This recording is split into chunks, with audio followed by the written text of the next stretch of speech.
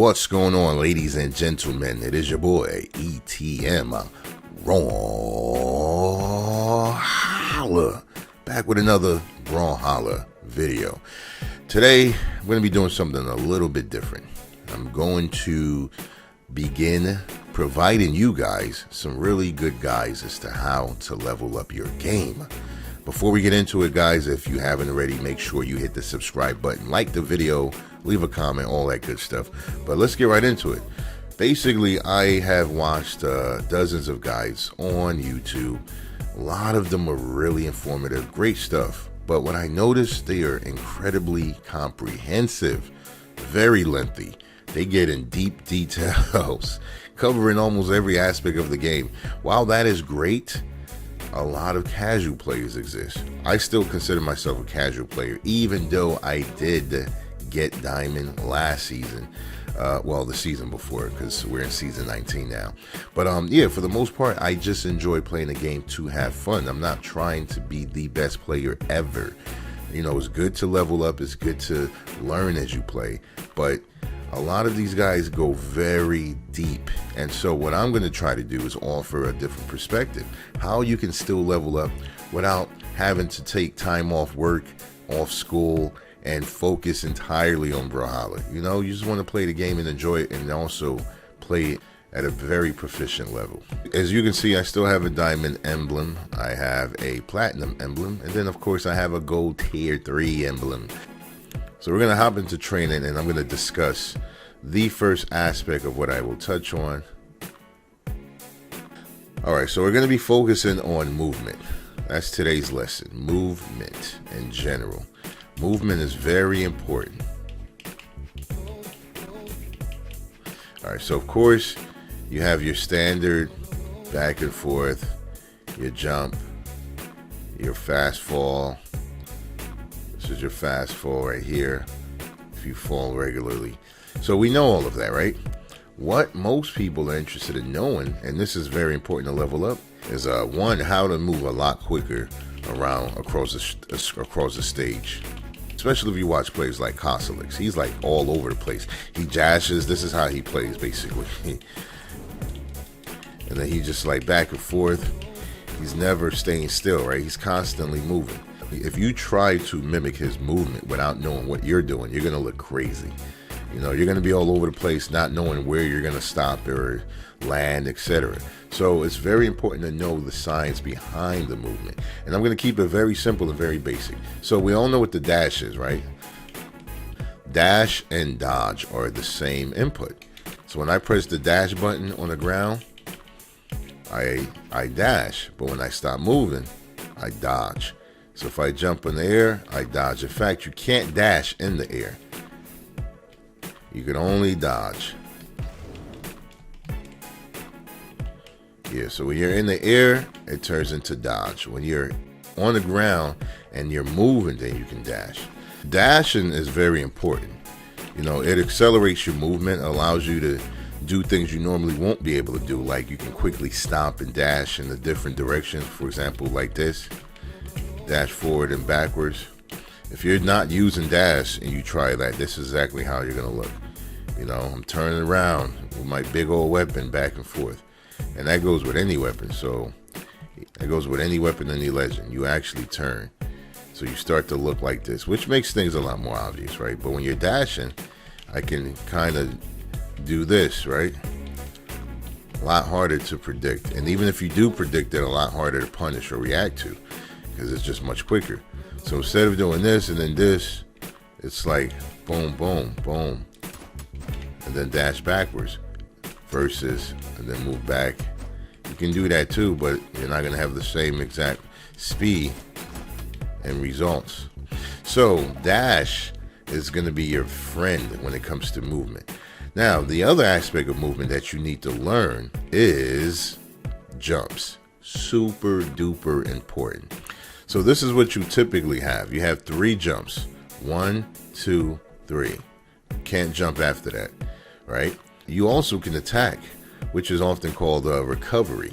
So for example, 1, 2, 3, and then recovery. So that provides an attack as well as allows you to move. So now Here's something really cool.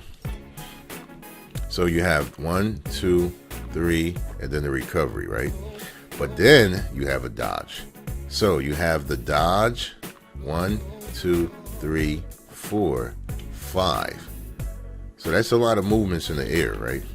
1, 2, 3, 4, 5. But here's a cool thing. You get your dodge. You get a new dodge every few seconds, right? I think it's like 3 to 5 seconds or so. So it's about like 3 seconds, 3 to 5 seconds, you get a new dodge. Not sure the exact number. So if you use your dodge in a very clever way, enough time can pass while you're still in the air that you get another dodge. And here's an example of what I mean. Dodge, 1, 2, 3, dodge. So I didn't wait a long time before I did my first dodge, which gave me enough time in between movements to get another dodge. So I'll show you again. This is how it looks when you use your dodge late. 1, 2, 3, recovery, dodge. You're not going to be able to get another dodge before hitting the ground. When you use your dodge early, for example, jump, dodge, jump, jump, recovery, dodge. So by doing that, I get a lot more movement. 1, 2, 3, 4, 5, 6. 6. So that additional movement can make or break whatever you're trying to do. If you're trying to avoid an attack, by having that additional dodge, you can do so. If you're trying to bait an attack, the same thing. It just gives you more movement. And so, when you're first beginning the game, you may find yourself thinking, why does that guy seem to have more jumps or more movement than I do, right? Especially when they're doing things like this, going under the stage. And you're like, how come I can't do that as smoothly as they can? Chances are you're not using your movement properly, right? You're probably going under the stage and you're probably mashing jump and then just exhausting your movement very quickly. And once you exhaust your movement, you're gone. There's nothing you can really do. So you got to be smart with it, And again, you get 2 additional jumps after your first ones. So if I was to, let's say, jump off the stage, that's my first jump, 1, 2, and then I'll have to use a recovery. So it's very important to know that. Now the other thing that's important to note, speaking of off stage, under stage, once you leave the platform, you only have 2 additional jumps. So for example, when I'm on the platform, I can do this 1, 2, 3. Whenever I jump off platforms, right? 1, 2, 3. Now, if I'm off the platform, 1, 2, I have only 2 jumps. So that's incredibly important to know. If you're on the side, even if you don't jump off the platform, because you may think, oh, I jumped off the platform, that's why I only have 2 more other jumps. No. Keep in mind, once you are on the platform, you only have 2 jumps. Once you are off the platform, you only have 2 jumps. So if I stay on the platform in the jump, 1, 2, 3, I have 3 jumps.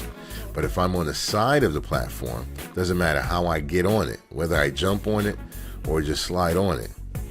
So if I'm on the side of the platform, 1, 2, you see that? My jumps are exhausted, and you can kind of tell by the red animation underneath the feet. So if I just walk to the side, the ledge, grab onto the wall, 1, 2, that's it. Super important to know that. These little things make all the difference, especially when you're in a very fast-paced, intense matchup.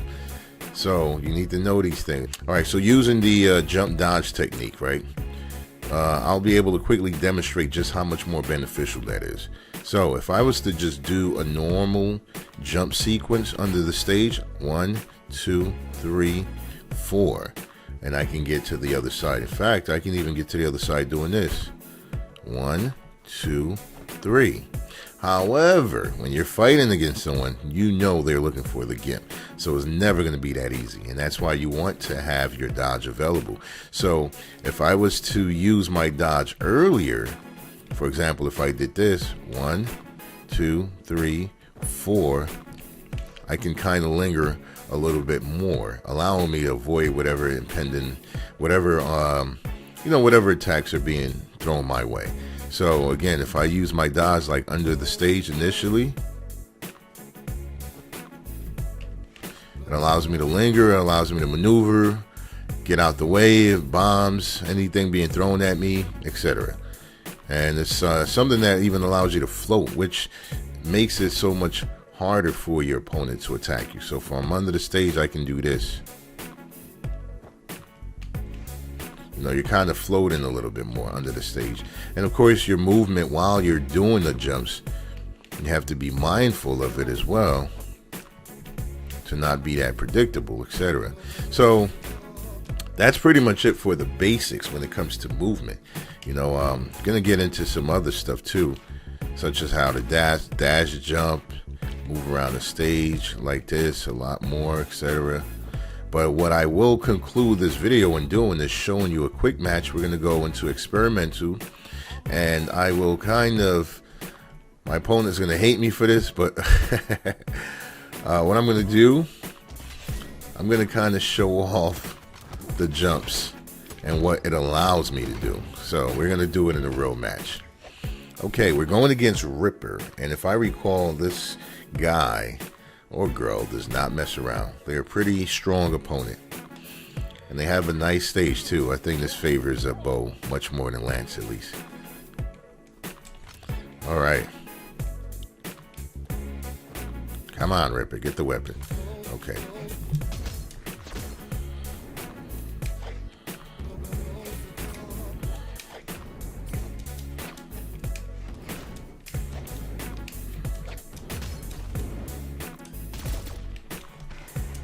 I don't think this is the same Ripper.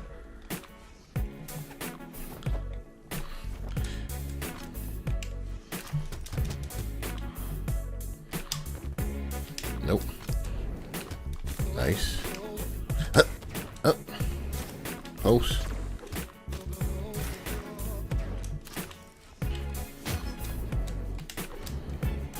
There we go. All right, so a lot of what you're seeing is simply movement. We're not doing anything extravagant, you know? It's just all about movement. Yeah, knowing how to avoid the attacks, knowing how to position yourself for the next attack. Oh, here goes the jump. See?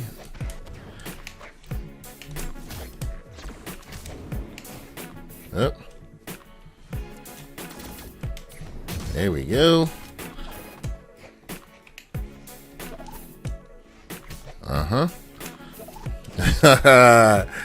He's out of there. Gone. See, again, that's a perfect example of how your movement can kind of prolong your stock, keep you alive longer than you should have been alive.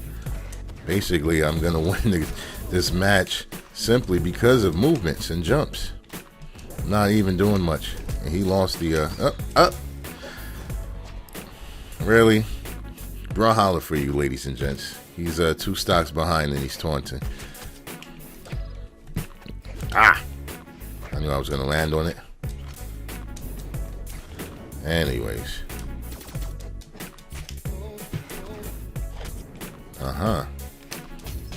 There we go. There we go. Yeah. Yeah.